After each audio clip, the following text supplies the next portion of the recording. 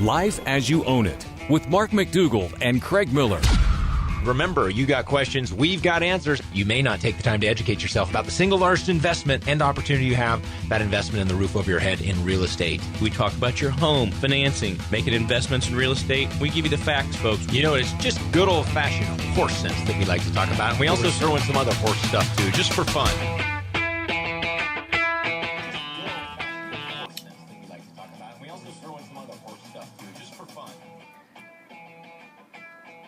All right, we're Life as You Own It. I'm Mark McDougald, and he is Craig Miller. This handsome gentleman to my right is Craig Miller, wearing a, what is that called, baby blue? This is just probably royal No, it's blue. not. I just wanted royal blue. Okay. Well, folks, the only reason you would, the only way you'll be able to find out what he is wearing is if you go to our podcast, our video podcast. That needs to be a new installment of our show every week. Is what is Craig wearing this week? Right. How can, So. what are the fashion experts scoffing at You guys or are kind of laughing coordinating. at? So, folks, if you're checking us out for the first time, thanks so much. We hope that you enjoy the next hour. And remember, if for any reason you've got to turn that radio dial down or the satellite feed that you're catching on, wherever you are, if you can't catch the entirety of the show right now, you can podcast the show. You can go to lifeasyouownit.com. You can catch previous installments. Listen to it at your leisure. Don't forget, we are also available on iHeartRadio and TuneIn Radio. And Craig, you need to make sure our listeners know that if they're driving through a market and they're hearing us for the first time, what should they do? They're hearing it and they're going from, let's say they're going from Phoenix, driving through, and they're going down to Dallas. Because we're not in Dallas yet, are we? They need to call their local station that they love, their talk radio format station that they enjoy. And then you say, you got to get this show on. That's right. Say, I got some great information about the biggest investment I'll make in my life, the investment in the roof over my head. We don't care if you're a renter, we don't care if you're a landlord, or if you are a homeowner and you own one home. That biggest investment you're going to make in your life is something that you should handle just like the investment it is. It's a business. Look at it like a business. Be strategic. Have a plan. Make sure you're optimizing that opportunity to save the most money. Be strategic, whether it's your mortgage, whether it's insurance, whether it's whatever it may be, Craig. They need to make sure they listen to the show closely because they're going to get some new information each and every weekend. Absolutely. Right?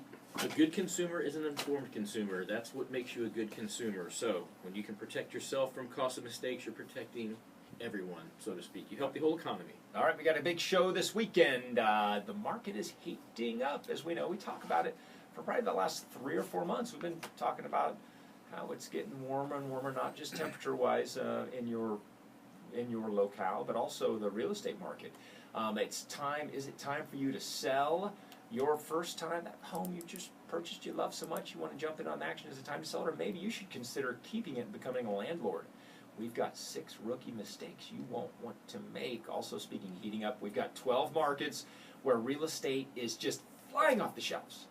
And we've got some tips for you, whether you're a buyer or a seller, that you're going to want to pay attention to if you live in one of these. Also, Craig, we've got some great music we like to listen to each and every weekend. What is that? It's called Should You Stay or Should You Go Now?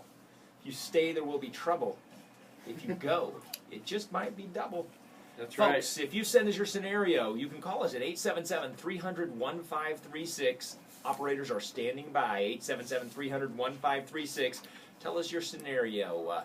If it's a home that you're thinking about refinancing, we need to know how much you owe, what you think the value of the home is, what are your current terms, the interest rate, and what the term of the mortgage, a 15-year or 30-year. We'll tell you whether you should get the heck out of Dodge, refinance that thing, or you should stick with what you got. This also can be considered for anything that you want advice on. Whether you become a landlord for the first time, whether you're thinking of proposing, popping the question, whatever it is, give us enough details, we will quickly give you an answer.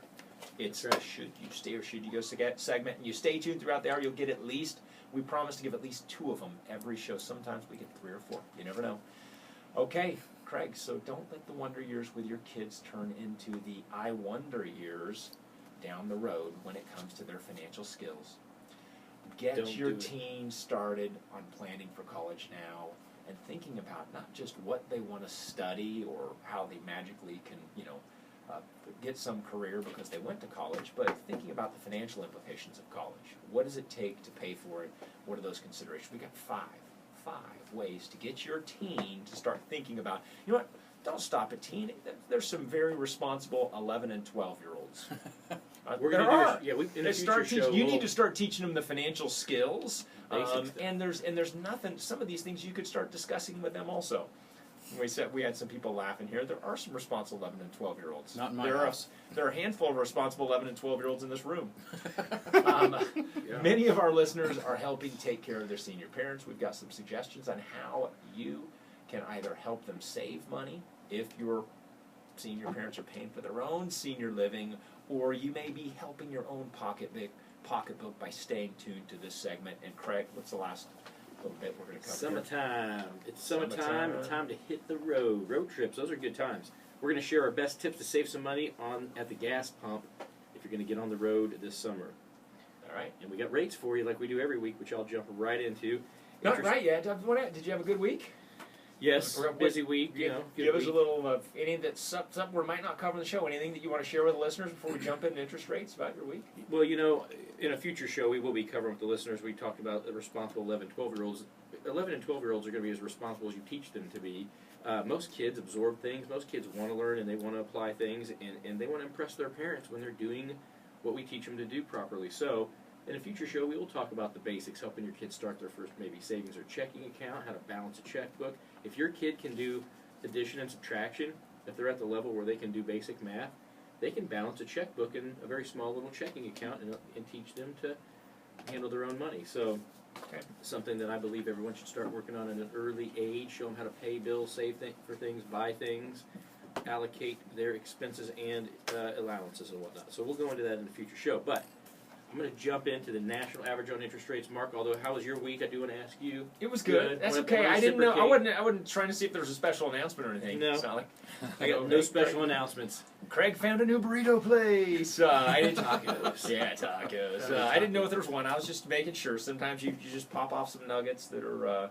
Found a new nugget place. Found a new nugget Pop place. those off for you. Pop off some nuggets. All right, folks. Well, Craig, jump into those interest rates. So, yeah, every week, folks, we're going to share with you the national average on interest rates. This is based upon a $200,000 loan amount, so that's the national average we use. 20% or more equity, someone with excellent credit. If you've got a little variance in there, it could affect, of course, what you would get on a quote. And keep in mind, these are just general average guidelines. These are not the exact rates that you may be quoted. The fees and costs or maybe points being paid can greatly affect the quote. We don't want you to pay a bunch of fees and costs. We don't want you to buy down your rate unless you're doing it for a reason that you know mathematically is mathematically sound. So, as we always harp on you about, we always preach about it, watch those fees, please. Don't pay too much in closing costs. The national average over the last week included about 1 point being paid. 1 point means 1%, 1% of the loan amount. Since we're using a $200,000 national average amount, that's $2,000 in addition to some other fees and costs that are typically charged. So it can add up pretty quick. That is setting you back. When you do a refinance transaction and you've paid money up front to get it done, you didn't start saving money day one. You may be saving money on interest in the subsequent days and months ahead, but it's going to take some time to catch up and break even. We talk about that break-even formula on lifeasyouownit.com. We want you to be able to do that math, make a wise decision when you choose. So, here are the rates, folks. National average over the past week, 4.18. 4.18 on a 30-year fixed-rate mortgage versus 4.13 the week before. Slight tick upward. The week before, this past week, we saw rates move downward a little bit. So they're about back where they were about 2 weeks or so ago. 3.18 versus 3.15 on a 15-year fixed-rate mortgage.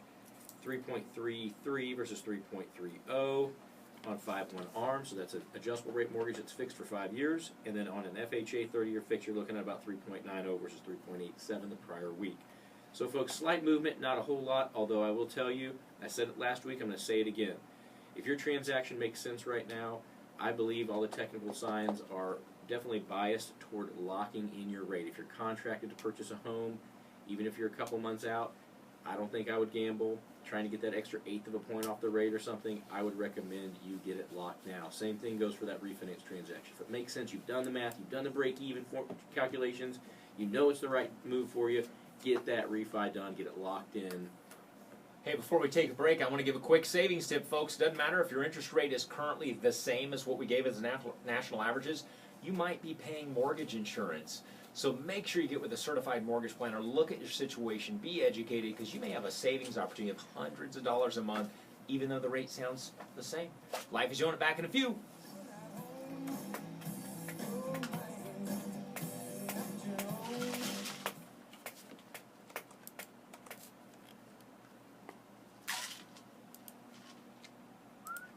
We keeping this going?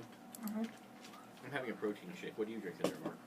I'm having a Dunkin' Donuts. Frozen coffee? Because America runs on Dunkin'. Nice. We should get It's a them Dunkin' to be a Donuts. They sponsor. really don't. They really don't run on Dunkin'. You know, actually, they really do.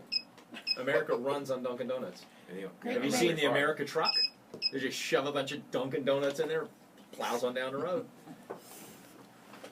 Here we go. Stand by. That was quick. You're getting better at your job.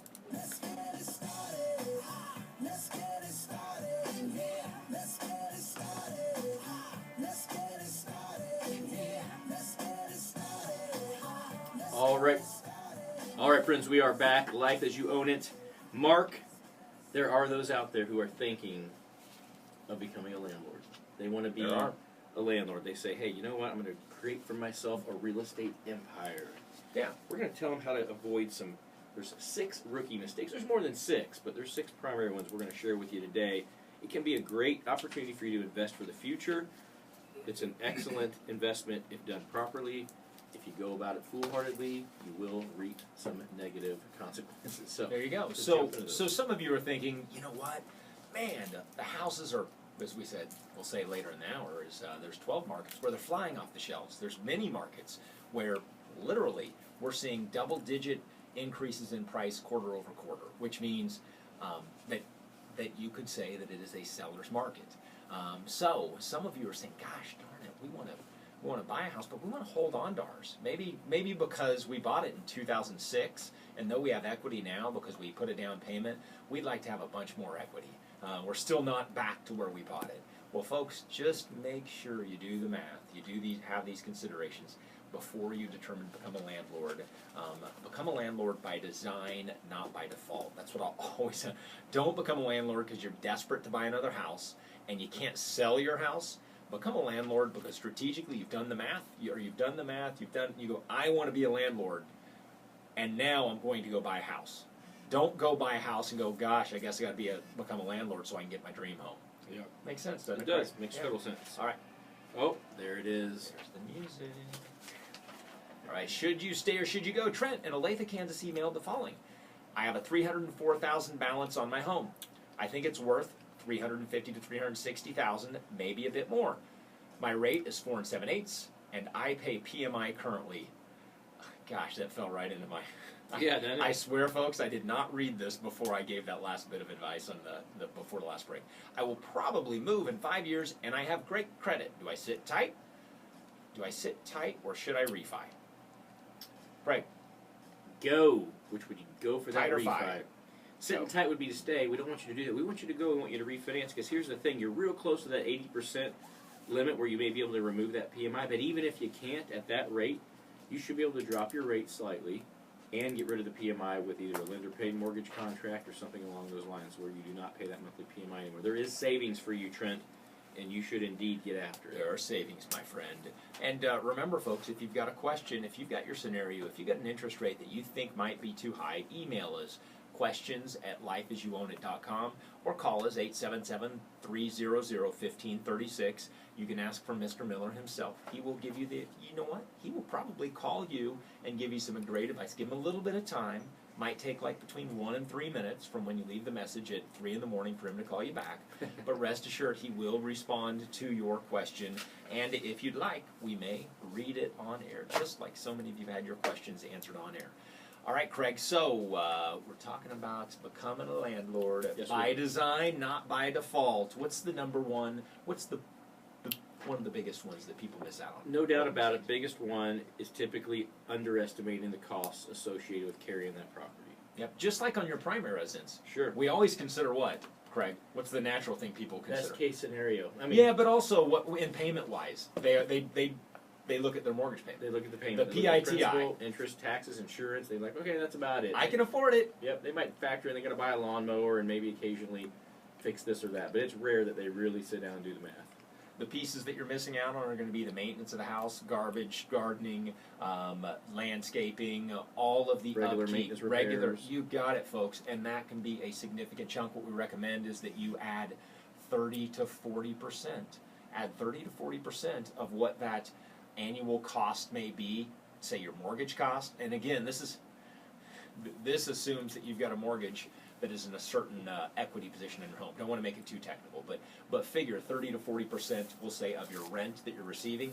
Add on to that as an expense associated with upkeep and maintenance. That's right. And you want to base your what you believe you're going to bring in on an annual basis for income on a 10 or 11 months worth of rent instead of a full 12 months worth of rent. Why?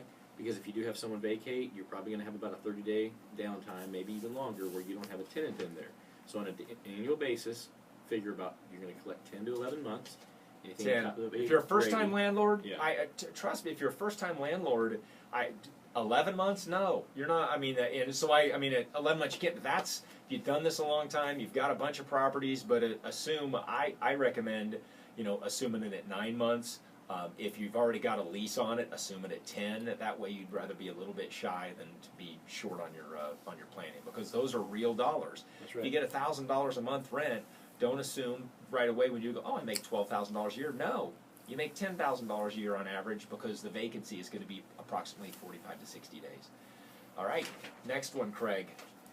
All right, so the next one, Breaking the law. skimping. Oh, No, I'm sorry, breaking the law. That's right, Tenant breaking the law. landlord I laws had a vary word. from state to state and even city to city. For example, in some areas you can require a month-to-month tenant to move out within 15 days, while in others you must give them 60 days notice. Folks, just make sure you understand the rules associated with becoming a landlord in your municipality, because heaven forbid you think you made a little bit of money, then you give it all back because you kick out some bum tenant that may not be paying your rent, and they're 2 or 3 or 4 or 5 months behind, but you didn't give proper notice. So just be careful there, because the legal fees associated with it, you'll give it back quickly. All right, Craig, what else? Number 3, here's where I was about to go. Skimping on vetting prospective clients. So, if you're looking for a good renter, it's not enough to just trust your instincts or even go on a referral from a friend or some type of recommendation. You've got to do some due diligence here. So, Mark, what's your Run advice their there? credit, do a background check. There are plenty of services online where you can get this information. One of them is there's erenter.com or mysmartmove.com. But make sure that you do the background research before you get them in there. Check that they're employed. Do an employment verification. Their service you can pay probably up to $50, around $50, and you can get most of this done. Don't skimp on it, folks. Don't go on a gut instinct. You got it. Anymore, there's enough services out there that you can subscribe to. If you're going to have enough properties, if you're going to be moving tenants in and out frequently enough, it may save you money to have a monthly subscription to some of these background check services anymore, because of the information that's available through the internet. It's kind of a business that's kind of grown a little. You see more and more offers for check people's background type stuff. I think I saw one the other day that was $9.95 a month, and you could run, I think it was 10 or 20 background checks a month or something. So it may make sense for you to subscribe to a service that provides this type of stuff. You're going to want to know. Of course, some of your renters aren't going to have excellent credit, but you're going to want to know a good reason why they may be, having some rough stuff in the past. But if they've got a background check come back with some, maybe they were having a meth lab in the last house they were in, you might not want them in your house. So, Right, unless you're going to split the profits. right, unless you're like, hey, Come out, get a contract. share done, some of folks. your products. Just with kidding. We wouldn't endorse that, and we don't endorse that. All right, number 4 is ignoring renters' insurance policies. So make sure that you not only that you understand that the policy you have on that dwelling covers it in a rental situation, because it's different than if it's your primary residence. It's going to cost you more. So make sure you change your policy so that it's a renter's policy, and make sure your tenant require them to have renter's insurance. That protects you in the event something happens in the property, removes your liability. So make sure you've got the insurance piece of it covered. Don't skimp on this, folks. They must have renter's insurance. You must make sure your policy covers you. Number 5, Craig. Failing to check out the property regularly, folks. If you don't make those visits, occasionally popping in and making sure things are being kept up and maintained per agreement, and also, of course, not being blatantly abused per agreement. You're going to be in trouble later on down the road. Swing by, folks. You've got it in the lease. You should have in your lease the provision by which you can come by and inspect the property as the landlord. Make sure that you do so. And then number 6 is going to be the thing I just mentioned, is make sure you've got your lease. You take your time, understand what it says, have it a well-written, well-thought-out lease that protects you. So make sure, don't skimp on the lease part of it. Get the lease in place, get it signed before you let them move in, get your security deposit, and you will be good to go on that end. All right, folks, when we come back, we're going to jump into probably another should you stay or should you go segment, and we're going to talk about those wonder years. Are they the wonder years or the I wonder years? Life as you own it.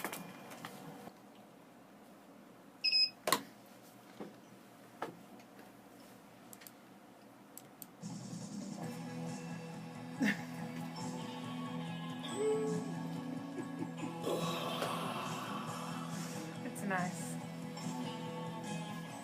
All right, folks, we are back. Life as you own it. Let's own it. Let's own it together, folks. Let's own this life. So you got those 6 tips in the previous segment. If you just tuned in, you just missed out. 6 tips to avoid some costly, potentially costly rookie mistakes people make when beginning their investment real estate career.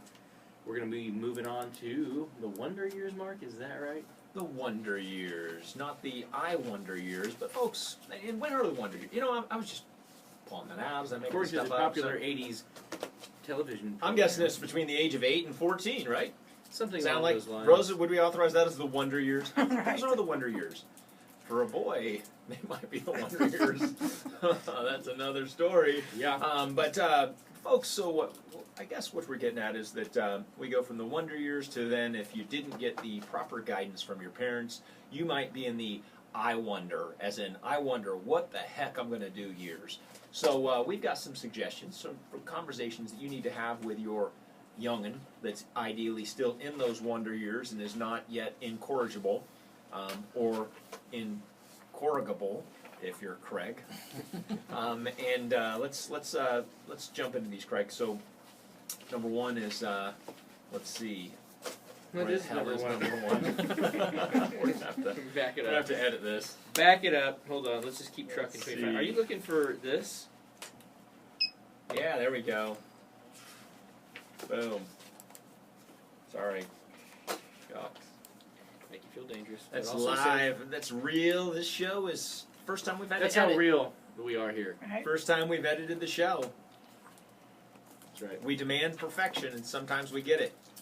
And sometimes we don't. Sometimes you All right, feel you- like a nut. You know you have one unwrapped already. Yeah. You're saving that one. That's the display one. You know what? It's like That's the sample of this. You know what? is You gotta we let it- have. a fine Snickers has to breathe a little. Okay. Let it Yeah, just breathe. aerate that out a little. I, Yep. I thought it had a nice bouquet about it.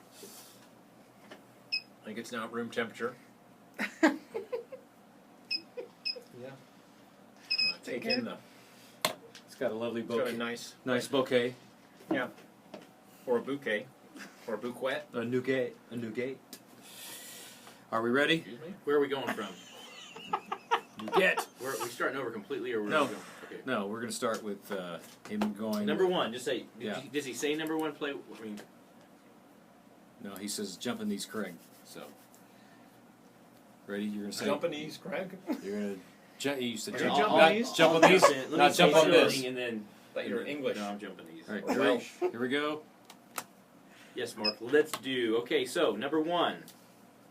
Calculate the total cost to receive a degree. This is one that we. Yeah, this is one that we talk about a lot is- because it's a problem, Yeah, unfortunately, for many and- families. You're right. So you got to do the math to identify what is it going to cost to go those 4 years or maybe 5 years for your undergrad, or maybe 7 to 10 years for your bachelor's degree. yeah, your bachelor's degree, or possibly it's a vocational school you're going to. You're going to learn a trade where you can make a good living, and maybe it's a 1 or 2 year. But do the math on it. Make sure you understand what the cost is going to be over the long haul, not just the tuition, but the room and board. Number 2 is, and this is a big one we talk about all the time, is identify what the future income of that position may be. What is the break-even formula on that education at that school? and what's the amount of revenue, or what's the income you expect to and hope to receive by receiving that education. What does that profession, what do they earn on average? And you've got to take into account changes in technology. Because what I've seen with a lot of people over the past 10 years especially is that at the time when they got their education, the career path that they were choosing made a lot of sense. There was a lot of jobs in that particular vocation, and it's either wound down to, it's been whittled down because it's not as necessary due to some type of technology replacing it, or it doesn't pay as much as it used to because it's not as in demand. There's a lot of things that can change. So when you're planning ahead and you're looking at education, especially if it's one that's going to be fairly costly, you've got to really take this into consideration. It's a huge one. Please don't bypass this consideration. And a part of that is, as I mentioned, is and our third one is calculate the return on investment for 3 schools. I love this one. Take the 3 schools. What's the average income? And you can identify for that profession with most schools what the average income of someone with that graduating from that school may earn. But what is the average income of those, and what's your break-even period? How long is it going to take based upon the $200,000 private Ivy League school that you're going to, or more, you're going to spend more than that over 4 years, versus the public university in the state that you live in presently, the $60,000 to $80,000 it may cost you for 4 years of that education. How long is it going to take you by the difference of the income? Another big one is figure out what your future loan payment's going to be. Boy, it's amazing to me that as many people as we see will go out and sign for all these student loans. Are just coming fast and furious, and they're just signing up. Give me the money, let me get through school, and they don't stop to think about what they're going to be dealing with from a debt repayment situation. And this is make your team do this. So folks, let's back up. These are exercises you need to put your team through. Let them do the math. Don't do it for them and go, it's going to cost you $200,000. Let them come up with a number. And then let them identify and do the research to go, because you may be surprised. They may say, well, gosh, I want to go to pharmacy school. And they may identify that the income that they can earn by going to pharmacy school may be more or may be less than becoming the veterinarian that they've always wanted to become, but they didn't think they could afford veterinarian school. That's right. Yeah, there you go. That's it. Yeah, that's the ticket. They could be a veterinarian pharmacist. That's right. Okay, you know the drill, folks. Should you stay or should you go? Craig, we have Billy in Scottsdale, Arizona, called the toll-free number with the following. My house is almost paid off, but I'm getting divorced, and I have to split the equity. You know what? That's really not funny. It's that I was stumbling over the enunciation of that. So, Billy, I apologize that you're going through a divorce. I don't think... Should we just edit that? No, I like it. No? I guess we have to now. I'll fix it. I'll fix it. Keep going. All right. Okay, ready? Yeah. Billy in Scottsdale, Again? because I sounded like I said hoe. His hoe is almost paid for. His hoe is almost That's why paid he's getting for. divorced. That's why, okay. Okay, wait. Ready? Go. Billy in Scottsdale, Arizona called the toll-free number with the following. My house is almost paid off, but I'm getting divorced, and I have to split the equity. I don't think I would have a hard time selling, but I bought the house at the peak of the market, so I won't get all of my money back. Should I just sell the house to pay her the true net half of the equity, or should I refinance and settle with her based upon the appraisal? Any help would be appreciated. All right. That's a tough one, Craig. You might If stay put is that back in refi simple and terms go for our listeners is of what he's sell. at. Yeah, so Rephrase basically that his one. situation is that Billy is getting divorced, and he's got to split half of whatever the equity may be in his home with his soon-to-be ex-spouse. He's wanting to know, should I just liquidate it? And by doing so, that'll definitely give the true net value of the property, and after all real estate commissions would be paid and the other expenses, it gives me a true net number, and we go from there as far as the split. Or do I do a hypothetical number? It can't be an exact science because it's not actually sold, but you take an appraisal, you take, and this is where we see people screw up a lot, folks. You've got to take the hypothetical costs of liquidating it before you start splitting, because just because there's a gross $100,000 equity in a property does not mean each person should get $50,000. It means that you've got to factor in what it would cost to liquidate that asset. Personally, I don't know how to answer Billy because I don't know what his living situation is. Does he want to upsize home, downsize home? Does he love the home? But I will tell you that the true way to find out what it's worth is to sell it, and that's when you're really going to feel that it was done fairly. You get what you get for it, and you split it. However, if you love the house, there are ways to sit down with a good mortgage planner, a certified mortgage planner who can help you figure out all the nuances of this before you start splitting things up. All right. Okay, folks, we got to take a break. When we come back, we're going to go through the rest of those tips to get your team prepared for college education. Life as you own it. Stay tuned.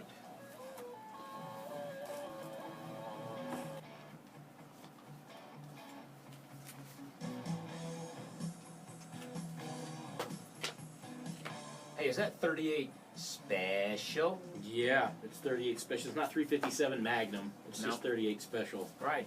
What's that song? Hold you on know loosely. Hold on loosely. Bing. That's right. I thought it was Hold On Lucy. No, hold on loosely. Lucy. Hold on. All right, folks. Before the break, we were talking about how to prepare your teen and start having the conversation about how they're going to pay for college, because you know it's going to probably be a lot of money, and heaven forbid that they graduate from college and then start to figure out that they've got student loans to repay, that they may or may not have really considered whether the career that they're into is going to be able to support the lifestyle they'd like to have. But they went through 4 years of partying and maybe filling their head full of some useful information. And then they find out that the income tax rate has been raised to 65% of their gross income. And they're not in Australia. Yeah, so. All right.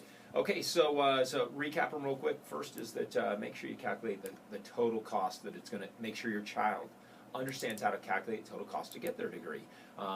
Calculate their future income based upon the field they want to go into. Compare 3 different schools. Use the rate of return by that education and what that average starting wage would be from that education at that school. Number 4 is identify what those loan payments are going to be when they graduate from college, making $42,000 as a primary education teacher. Can they afford a $1,200 per month payment if they went to Harvard to become a school teacher? Yeah. Number 5 is get creative and find savings. Have your teen find ways to save money on net price tuition estimates. So, in other words, can they live on total cost? Can they live at home? Can they work through college? Can they, obviously, we want to make sure you research every opportunity to get the grants, etc., grants, scholarship, all those things. The sooner they start doing the math, the homework, etc., the better chance they have to line those up. There's also student aid available. We gave 5 colleges, and there's a longer list than that you can go to tuition free. Some of them it's the full last week's ride show. is You free. got to Last tune into week's that. show. Check it out. Yep. Speaking of doing the math, though, yeah. inflation, guys, you've got to factor in if you're sitting there with your 13-year-old doing this. Their head's going to blow up. They're 5 You try to years explain away. I'm with you. I agree. The Well, parent just needs keep to. in mind, it's yeah. going to be 10% or so per year that Talk to cost them of about education is going to go up. So if you check local in-state tuition for the college that you think is most likely to be attended by your child, and you don't factor in the cost of it 5 years later, you're going to be a little short on your math. So you've got to factor in the cost of education. You're right. It's almost double inflation. Some years it might have a 10% jump. Other years it's between 4 and 6%. But I think if you use usually 10%, you're probably going to be smart. yeah, you'll be on the upside. You'll be on the good side of that. Yeah. And think about that, folks. That's a 50% increase over 10 years. So if you got a 7-year-old or an 8-year-old that's going to be going in, that there's a chance. If it's 10, I think you're good probably around 6%. Obviously, you're better if you calculate 10%, but even at 6%, that's a 30% increase in that annual cost to send your kid to college for tuition-wise. And remember, it's not just the tuition's going to increase because of inflation. The room and board's going to increase at least at a 2.5 to 3.5%. So there you go, folks. That's right. All right. What's next, Craig? Let's talk about how to save money on your parents' senior living. Yeah. Are you going to have to? Are you going to have to help take care of your parents? No, I think they'll be able to handle that just fine on their own. Good. They'll Well, have somebody providing it, I'm sure, but they will be able to afford doing so. But we know. this can apply to them too, because there's some good suggestions Yeah. that they may need to consider. Sure. All right. Number 1 is to determine the needs before selecting a senior solution for your senior living solution for your parent or for your parents like them. It's important to consider their needs as well as the space they require before comparing the options. If your parent requires daily care and medical aid, keep this in mind before shopping around for the right senior living facility or home care solution. A big one for all of us is you've got to consider your budget. Consider the budget you have available to pay for the costs of a senior living facility monthly, annually, or even if you choose to opt for home care. And folks, make sure that you don't just consider that budget for 1 year, 2 year, or 3 years. As we know, because of technology, all of us are living longer. So understand that even if your parent is in their early 80s, if they're completely healthy, in their early 80s or very healthy, they may live to be 95 to 100. Or 105. Or 105. It's possible. Depending on your parents' income and with modern technology, they may be able to be 230. But remember, but remember to look into to consider the budget. Look into places that can meet their need, but consider everything into the budget. Your driving expense that you're going to have. Remember, you may think you're saving a few bucks by having them on the other side of town, but the reality is, if you're going to be helping take care of them, visiting regularly, the expense associated with you getting over there and helping manage their care, you got to factor that into the budget. Another one is obviously is sharing space. According to paying for senior care, sharing an apartment space or senior assisted living home is also another way to reduce costs, which is ideal if you're on a budget but still seeking additional amenities for your parent. So if one of your parents is deceased, you should strongly look into, your parent should consider living with a roommate. Another is compare out-of-state assisted living homes. Every state is different. Some of them have more amenities, more features, and at a lower cost because of the size of their retirement communities. You may be able to save a significant amount of money. And then also is consider the types of amenities and features your parent is looking for with senior living program. And dependent upon those, you may be able to, if they need just assisted living, or if they don't need assisted living, then there may be options where you can be in a facility that's that they're there for 1, 2, or 3 years, that doesn't have the level of oversight and expense associated with if they have medical needs. Yep. So just look at your different options. There are ways to save a few bucks, but it is going to be an expense. And folks, if you're younger and you're going to be taking care of your parents and you already know it, you need to look at long care insurance options. That's a whole nother show, but you need to start to investigate it because it's money that may be well paid now. And we're going to tell you how to save some money on gas for that big road trip you're going to take this summer when we get back, and also 12 cities where homes are flying off the market. Life as you own it, stay tuned.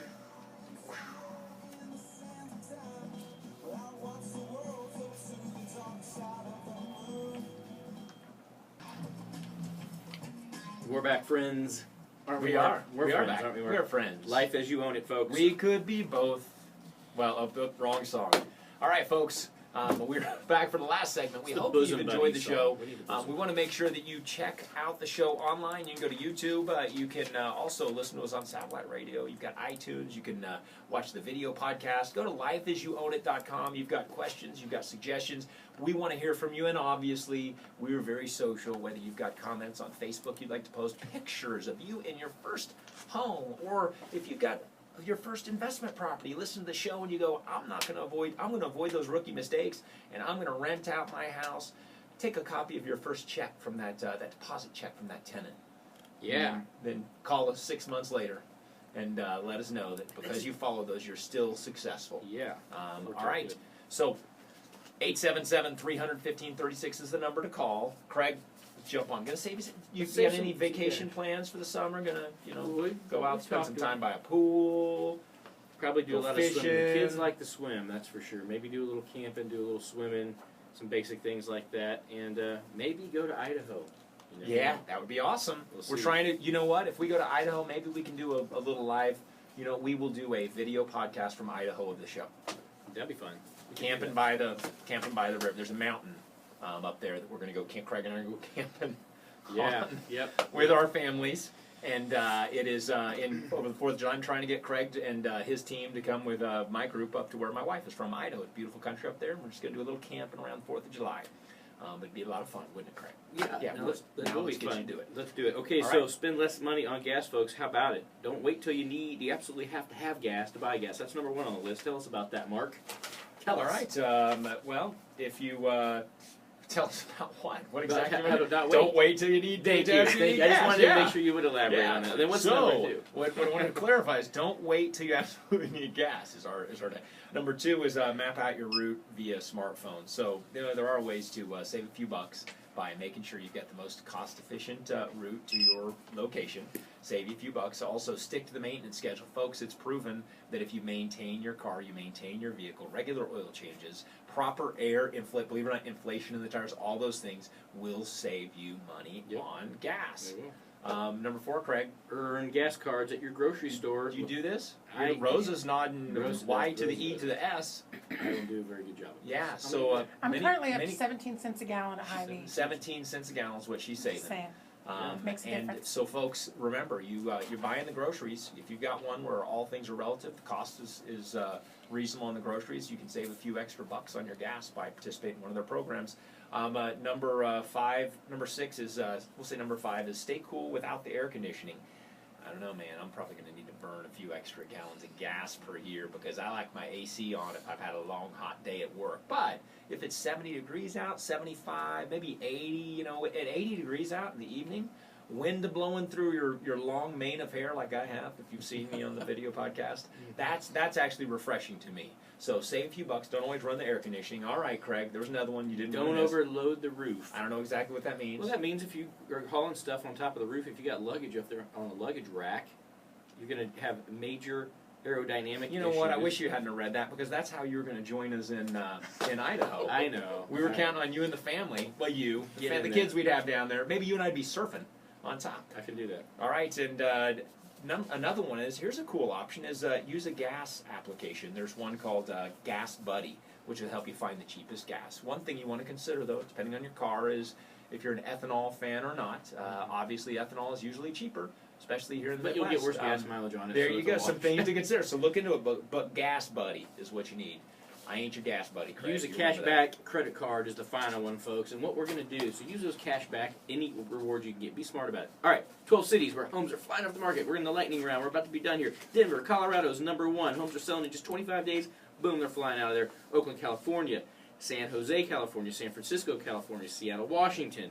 Anchorage, Alaska. Stockton, California. Sacramento, California. Boulder, Colorado. Boston, Massachusetts. And bringing it up from the Austin, rear. Texas, and Dallas, Texas. You got it. There. All right, folks. If you live in any of those places, you're in good shape real estate-wise. If you're moving there, go find that house quick. All right, it's been another installment of Life as You Own It. We appreciate you hanging out with us, and catch us next weekend. Remember to Stay classy.